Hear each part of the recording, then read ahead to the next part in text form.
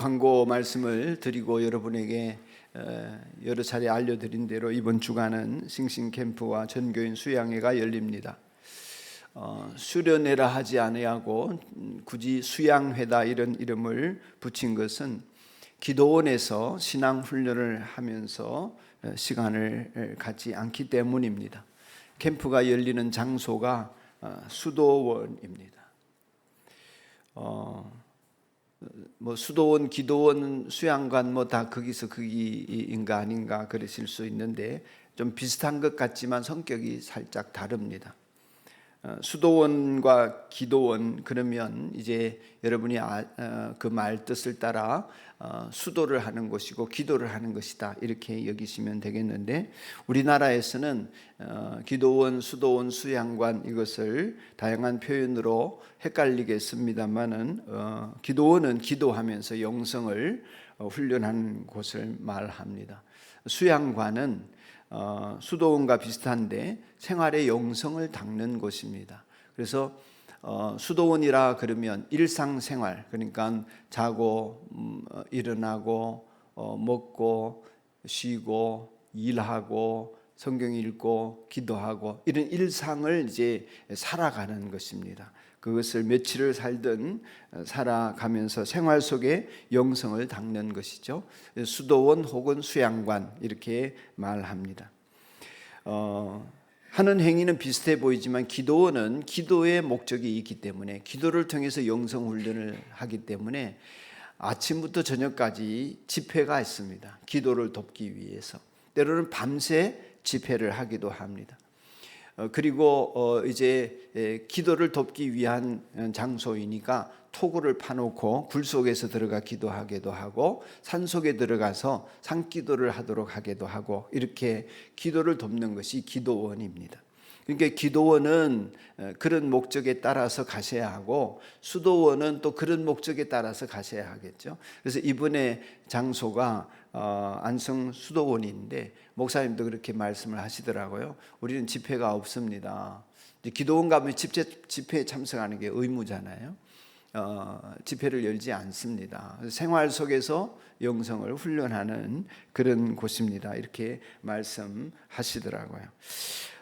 때로는 기도원에서 열정적으로 기도하면서 영성을 쌓을 필요가 있고, 때로는 또 수양관이나 수도원에서 조용히 머물면서 자신을 천착하여 살펴보는 가운데 인격을 또 믿음을 도모하는 그런 시간도 필요할 것입니다.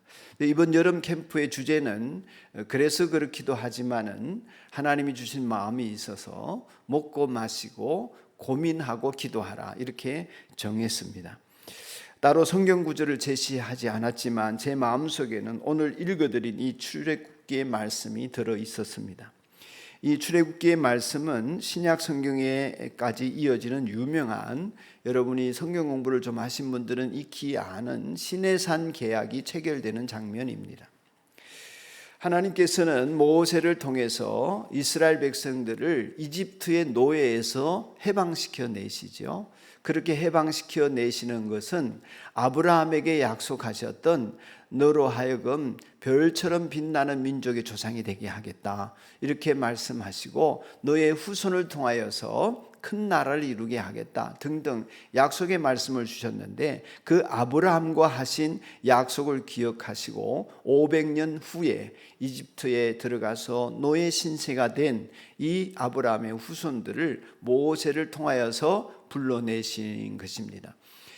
이스라엘 백성들은 처음에 믿지 않았지만 모세가 전하는 말씀을 들으면서 탈출하게 되고 하나님의 기적과 능력을 보면서 그들이 이 탈출에 동조하게 되어집니다. 그래서 이제 홍해도 건너고 광야를 지나서 마침내 시내산에 이르게 된 것입니다. 이 시내산에서 본격적인 하나님과 이스라엘 백성 사이에 약속을 맺습니다. 하나님께서는 이스라엘 백성들에게 10계명을 모세를 통해서 주시고 이스라엘 백성들은 그 10계명을 받아들여서 믿고 순종하고 따르기로 작정을 해서 하나님의 백성이 되기로 마음을 먹습니다. 그래서 이 시내산에서 그 약속을 체결했다 해서 시내산 약속, 계약, 언약 이런 표현을 하는 것입니다. 지금 요즘 말로 하면 시나이 반도에 있는 어떤 산에서 이런 일들이 벌어지게 된 것입니다.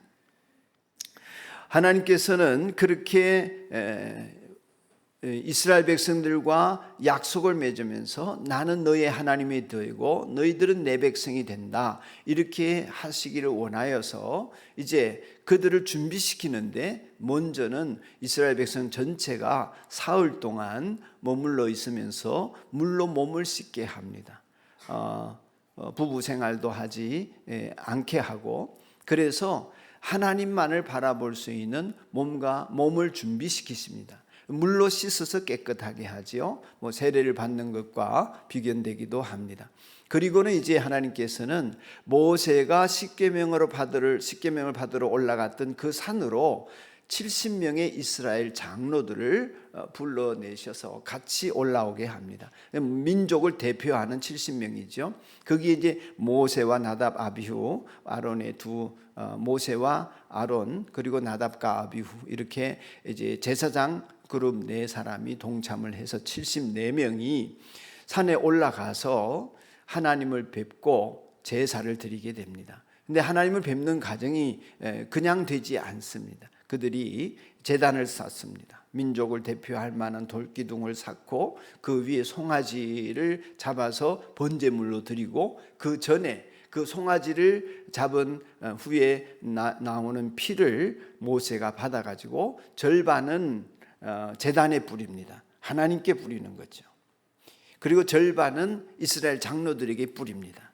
이미 몸을 깨끗하게 물로는 씻었지만 이 피를 가지고 그들에게 뿌림으로 인해서 이 계약이 핏뿌림으로 인한 계약이다, 피의 계약이다. 그러니까 이것을 지키지 않을 때 서로에게 생명을 담보하는 것이고, 하나님께서는 이 송아지의 피를 뿌리는 이스라엘 백성들을 받아주시고 용납하셔서 거룩한 백성으로 삼아 주시겠다, 이런 약속을 이제 하게 되는 것입니다. 이렇게 피를 뿌리는 것은 히브리서 기자가 해석을 잘 해줬습니다만은 히브리서를 보면 잘 나오는데, 피에 생명이 있다. 레위기에서도 그렇게 생명이 피에 있기 때문에 이 피를 흘림으로 인해서 죄 사함도 받고, 이 피 뿌림으로 인해서 관계도 회복되는 정결한 생명체가 되어진다 하는 것입니다. 그리고 이 계약을 통해서 서로 간에 의무가 생깁니다. 하나님은 이스라엘을 보호하시고 이끄실 의무, 그들의 하나님이 되시고, 이스라엘 백성은 하나님이 말씀하신 대로 지키고 순종할 의무가 있는 것입니다. 그래서 이제 계약이 되어지는 것이죠. 근데 이 계약이 되어지려면 서로에 대한 수용이 있어야 합니다. 과거에 어떤 삶을 살았든지 이제부터 우리가 화해하고 적이 아닙니다. 우리는 이제 약속을 하고 부부입니다. 이런 거 있잖아요. 이제 우리는 이제 세입자고, 또 이제 그 반대는 뭐예요? 어쨌든 그런 집주인입니다. 이렇게 계약을 맺지 않습니까? 그런 것처럼 하나님께서 이전에 이스라엘이 어떻게 불신앙하고 어떻게 하나님을 불순종했고 얼마나 우상숭배하며 살았더니 상관없다. 이제 핏뿌림을 통하여서 우리 사이의 계약이 성립되었으니 우리는 서로 받아주는 것이다. 그래서 이스라엘 백성을 하나님의 백성으로 받아주시고 이스라엘은 하나님만이 유일한 하나님으로 받아주는 것입니다. 근데 계약에는 그렇게 서로 지켜야 될 의무가 있고 서로 받아들일 용납할 내용이 있는 것입니다. 이것이 이제 성립되고 나면 그 다음에 오는 것이 화목함입니다. 화해입니다. 만남입니다. 즐거움인 것이죠. 그래서 오늘 본문에 보면 이스라엘 백성들을 대표하는 70인 장로와 모세와 아론과 나답, 아비후가 하나님 앞에서 먹고 마셨다 하는 것입니다. 이제까지 엄숙하고 두렵기까지 한 계약이었습니다. 그렇지 않습니까? 송아지를 잡아서 둘로 나누고 피를 받고 피를 뿌리고, 그러나 이 계약이 성사됨으로 말미암아 두려움도 사라지고 미래에 대한 희망도 생기고 하나님의 보호하심, 하나님께서는 순종할 이스라엘 백성들에 대한 기대, 이런 것이 생겼습니다. 그 마음을 안고 먹고 마신 자리가 시내산입니다.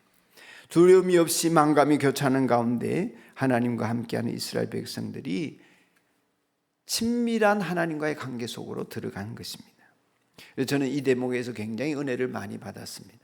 오늘 말씀을 보면 하나님 앞에서 손으로 하나님께서 그들을 치지 않으셨으므로 그들이 하나님을 뵈며 먹고 마셨다 그랬습니다. 성경 어디를 읽어봐도 이런 대목이 잘 안 나옵니다. 하나님을 뵀기 때문에 죽겠구나, 하나님을 배워서 나는 죽었다, 이런 얘기는 나오는데 하나님을 배웠는데도 먹고 마시고 즐겼다, 이런 얘기는 잘 안 나와요. 아마 이 24장 본문이 거의 유일하지 않나 그런 생각이 듭니다. 여러분 성경을 읽을 때에 하나님께서 성경을 읽게 하시잖아요. 성경을 통틀어서 하나님이 우리에게 전해 주시고자 하는 가장 핵심 메시지가 뭐인 것 같습니까? 성경을 우리가 읽도록 하시고 또 그 성경을 통해서 하나님의 마음을 알게 하시는데 하나님은 뭘 바라시는 것 같습니까? 여러분에게 예배를 바라신다? 충성을 바라신다? 더 열심을 바라신다? 하나님은 여러분에게 뭘 바라는 분 같습니까? 헌금을 더 많이 하기를 원하신다? 여러분, 하나님의 마음을 성경을 읽다 보면 여러 갈래로 깨닫게 됩니다. 느낄 수 있는데요. 가장 중요한 거, 하나님이 정말 바라시는 것이 뭘까? 창세기 창조의 이야기부터 시작해서 요한계시록 예수님 다시 오십시오, 예수님을 갈망하는 이야기까지 이 성경 전체에서 정말 하나님이 우리에게, 사람들에게 바라시는 것이 뭘까? 여러분 한번 생각해 보신 일이 있으십니까? 제가 믿기에는 화목입니다. 하나님과 우리가 잘 지내는 거예요. 하나님과 잘 지내십니까? 아멘? No? 아니요? 잘 모르겠습니까? 그것을 사랑이라고 표현하든 구원이라고 표현하든 영생이라고 표현하든 그 표현이 어떻든 간에 하나님 정말로 여러분과 제가 하나님과 잘 지내기 원하십니다. 그것을 화목이라 표현하고 있습니다. 사랑으로 하나 되는 관계 말이죠. 화목하기를 원하십니다. 거기에는 죄가 없습니다. 분노도 없고 죄가 없기 때문에 정죄도 없습니다. 두려움도 없습니다. 숨고 도망가지 않습니다. 죽고 멸망하지 않습니다. 그런 화목을 간절히 바라셔서 하나님 원래 사람을 그렇게 지으셨습니다. 그렇게 지내고자 하셨습니다. 근데 걸림돌이 뭐예요? 익히 아시다시피 죄입니다. 우리 죄가 우리와 우리 하나님 사이를 갈라놓고 우리의 죄 때문에 하나님이 얼굴을 돌리신다 그랬습니다. 죄가 갈라놓습니다. 이 죄 때문에 하나님 너무나 슬퍼하시고 이 죄로 인해서 우리와 하나님 사이 관계가 멀어지고 불화하니까 이걸 자꾸 벗겨내려고 하십니다. 죄를 없애려고 하십니다. 죄를 씻어주려고 하십니다. 우린 자꾸 하나님과 관계에서 불편하다고 죄를 짓고 삽니다. 이스라엘 장로들이 70명이 대표해서 모세와 함께 시내산을 올랐다고 하지 않았습니까? 그 오를 때에 그들의 심장이 얼마나 뛰었을까요? 산이 가팔라스가 아니라, 등산이 힘들어서가 아니라 올라갔다가 죽을 수 있으니까, 하나님 만나러 갔다가 죽게 될까 봐 얼마나 두려웠을까 하는 생각을 해봤습니다. 죄 때문에 죽는 그 송아지의 피를 부릴 때에 장로들은 자신들의 죄로 인해 죽을 수 있는 그 상태를 생각하면서 목숨을 걸어야 했을 거라고 생각합니다. 그러나 하나님께서는 저들을 용납하셨고 저들의 죄를 씻어 피로 깨끗하게 하시고, 그리고 하나님과 화목한 가운데 하나님을 보면서 먹고 마시도록 했다고 했습니다. 그랬을 때 그들은 얼마나 기뻤을까요? 얼마나 희망찼을까요? 얼마나 평안했을까요? 하나님께서 치지 않으셨고 오늘 성경을 보면 하늘이 청옥 같았다고 했습니다. 하나님의 보좌가 청옥 같다. 사파이어입니다. 사파이어. 푸른 하늘 아래에서 먹고 마셨습니다. 그게 두려움도 죽음에 대한 공포도 미래에 대한 염려도 없었습니다. 그냥 잔치, 파티가 있었습니다. 사랑하는 여러분, 오늘날 하나님께서는 그리스도의 피로 이 화목을 완성하셨습니다. 우리는 그 사실을 믿고 그리스도인이 된 사람들입니다. 하나님이 준비하신 언약의 피를, 예수님의 피를 가운데 두고 십자가를 가운데 두고 하나님과 우리는 언약을 맺었습니다. 하나님과 영원한 화목을 이룰 수 있도록 하나님이 역사해 주신 것입니다. 우리의 죄로 인해 원수가 되었던 하나님과 우리 사이가 화목될 수 있는 길이, 영원히 걸을 수 있는 길이 열려지게 된 것입니다. 우리 안에 하나님이 거하시고 우리가 하나님 안에 거하면서 아름다운 관계로 십자가 덕분에 발전하고 나아갈 수 있게 되었습니다. 저 유명한 바울 사도의 말씀을 한번 여러분에게 읽어드리겠습니다. 에베소서 2장입니다. 성경이 있는 분들은 한번 찾아보십시오. 에베소서 2장 1절입니다. 10절까지 제가 천천히 읽겠습니다. 하나님과 우리 사이에 우리를 사방에서 생명으로 옮겨주신, 그리고 하나님과 화목하게 된 우리의 모습을 이렇게 기록하고 있습니다. 여러분도 전에는 허물과 죄로 죽었던 사람들입니다. 그때 여러분은 허물과 죄 가운데서 이 세상의 풍조를 따라 살고 공중의 권세를 잡은 통치자, 곧 지금 불순종의 자식들 가운데서 작용하는 영을 따라 살았습니다. 우리도 모두 전에는 그들 가운데서 육신의 정욕대로 살고 육신과 마음이 원하는 대로 행했으며 나머지 사람들과 마찬가지로 날 때부터 진노의 자식이었습니다. 4절 여러분이 한번 읽어주십시오. 5절까지 시작. 그러나 하나님은 자비가 넘치는 분이셔서 우리를 사랑하신 그 크신 사랑으로 말미암아 범죄로 죽은 우리를 그리스도와 함께 살려주셨습니다.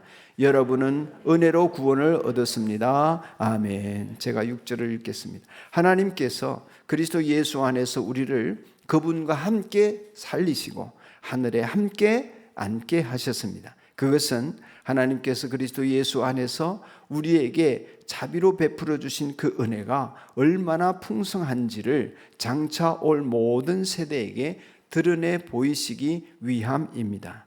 8절 9절 여러분이 읽습니다. 시작. 여러분은 믿음을 통하여 은혜로 구원을 얻었습니다. 이것은 여러분에게서 난 것이 아니요 하나님의 선물입니다. 행위에서 난 것이 아닙니다. 그러므로 아무도 자랑할 수 없습니다. 아멘. 10절 같이 한번 또 읽읍시다. 시작. 우리는 하나님의 작품입니다. 선한 일을 하게 하시려고 하나님께서 그리스도 예수 안에서 우리를 만드셨습니다.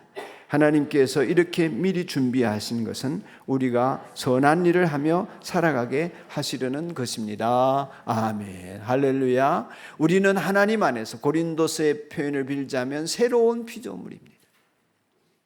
새로운 욕구를 가진 사람이 되었습니다. 하나님이 우리를 새롭게 만드셨습니다. 예수님의 피로 빚어서 새로운 사람이 되게 해 주셨습니다 하는 것입니다. 하나님께서는 그렇게 예수님을 통해 화목의 길을 열어놓으셨습니다. 이스라엘의 장로들은 목숨을 걸고 올라가 자신들의 성결함을, 송아지의 피를 뿌림으로 성결함을 구했고, 하나님은 그들을 받아들이셔서 하나님과 화목한 가운데 하나님을 보며 먹고 마시게 된 것처럼 우리들도 예수님께서 세상에 계실 때 이런 말씀을 하셨어요. 나를 본 자는 하나님을 보았다. 할렐루야. 예수님을 본 사람 하나님 본 사람이라고 그랬습니다. 우리도 하나님을 보면서 이제 우리들이 먹고 마실 수 있게 된 것입니다. 예수님 말씀하셨습니다. 내 안에 머물러 있어라. 그리하면 나도 너희 안에 머물러 있겠다. 가지가 포도나무에 붙어 있지 아니하면 스스로 열매를 맺을 수 없는 것과 같이 너희도 내 안에 머물러 있지 아니하면 열매를 맺을 수 없다. 예수님 안에 있을 때 풍성한 열매와 결실과 먹고 마시는 잔치가 있는 삶을 살게 된다 하는 것입니다. 그렇게 되는 저와 여러분, 그렇게 되어 있는 저와 여러분이 한 가지 살필 것이 있습니다. 하나님과 화목하는 길에 들어섰다면 그건 은혜로 되어진 일이지요. 그런데 그 하나님과 화목한 삶을 지속하는 것은 목숨을 걸어야 합니다. 왜냐하면 우리 안에는 죄가 계속 우러나오고 있기 때문입니다.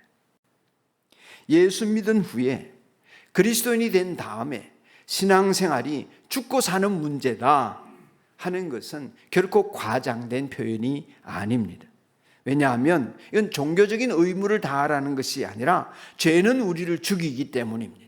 그 죄의 문제가 계속해서 나를 짓누르고 있는 이상은 우리는 하나님과 화목한 복된 삶을 영위할 수가 없습니다. 피를 뿌린다는 것은 죽음이지요. 예수님은 피 흘려 죽으시면서 우리의 천벌을 용서받을 수 있도록 대신 지고 가셨습니다. 예수님이 그 약속의 상징대로 십자가에 실제로 죽으셨습니다. 따라서 주님의 십자가의 죽음은 죄 사함의 구원의 차원을 넘어서서 그 구원의 은혜 안에 들어온 여러분과 저를 거룩하고 복되게 변화시키는 역사가 나타나는 것이 포함되어져 있습니다. 모든 사람을 하나님의 영광의 잔치에 들어가게 하시려고 예수님이 십자가에 죽으셨지 그냥 죄 씻어 주려고 죽으신 것이 아니에요. 죄 씻음 받은 다음에 하나님과 화목한 관계 속에서 영생을 누리려고 하심이 목적이지 죄를 없애주는 것이 목적이 아니다. 죄를 없애는 것은 그 출발이지요. 하나님의 영광에 참여하는 자가 되는 것입니다.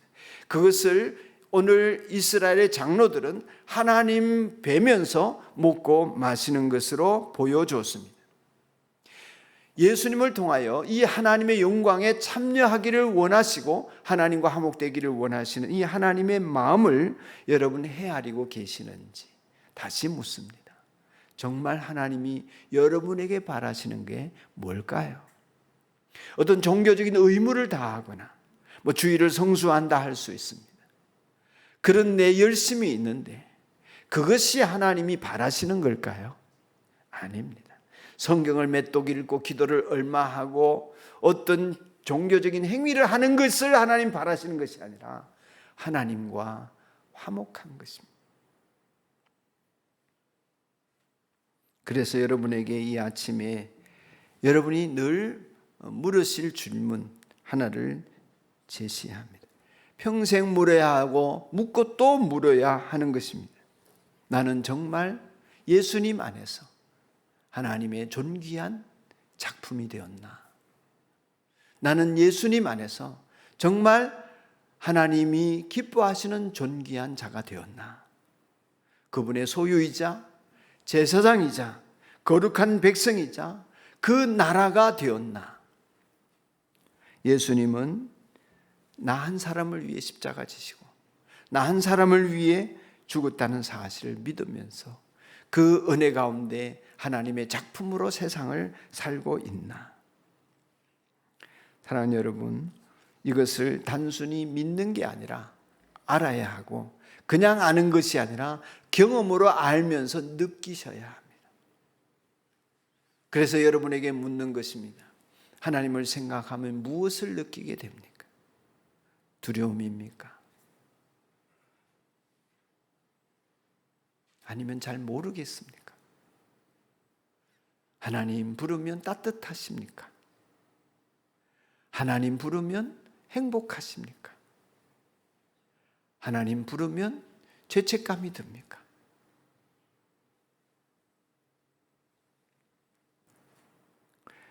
그리스도인이 예수님을 믿겠다고 입술로 동의한 사람들이라 하겠지만 그러나 그 이상이지 않습니까?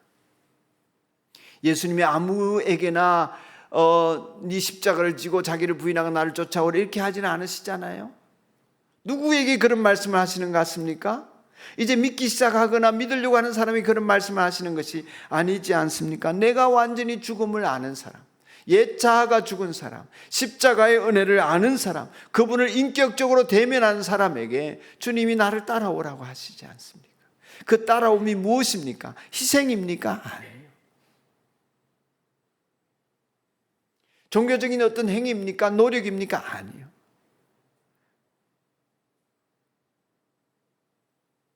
하나님을 사랑하는 것이죠. 예수님이 하나님을 사랑하여 하나님 뜻대로 사는 것처럼 우리에게 그 길을 함께 가자 하시는 것입니다. 그 안에 모든 신령한 복이 다 들어있는 것이죠. 인생의 모든 문제 해결의 길이 있는 것이죠. 아시다시피 어떤 사람들은 하나님을 아예 보지 못합니다. 그 사랑도 모르고 마음도 느끼지 못합니다. 믿지 않기 때문입니다. 예수님을 맞아들이지 않았기 때문에, 그리스도의 사랑이 전해지지 않았기 때문에 모릅니다. 그래서 지금 가고 있는 멸망의 길에서 계속 가다가 망하게 되어져 있습니다. 이런 분들을 예수님의 사랑을 느끼도록, 예수님의 진리를 알도록 그 멸망의 길에서 돌이키는 것이 우리의 역할입니다. 교회의 역할이죠. 종교적인 믿음 생활을 하라는 것이 아니라 그분을 느낄 수 있도록 우리가 십자가의 사랑을 전할 필요가 있습니다. 또 어떤 사람들은 하나님을 믿음으로 보고 있습니다만은 하나님과 먹지도 마시지도 않습니다. 교회 와서 하나님을 예배를 드리는데 일상생활은 따로 합니다. 하나님이 없습니다. 신앙생활 따로, 종교생활 따로, 아니 일상생활 따로, 믿음 따로, 생활 따로. 그러니 먹고 마시는 일에는 하나님이 없습니다. 일상생활 속에서는 하나님과 상관없습니다.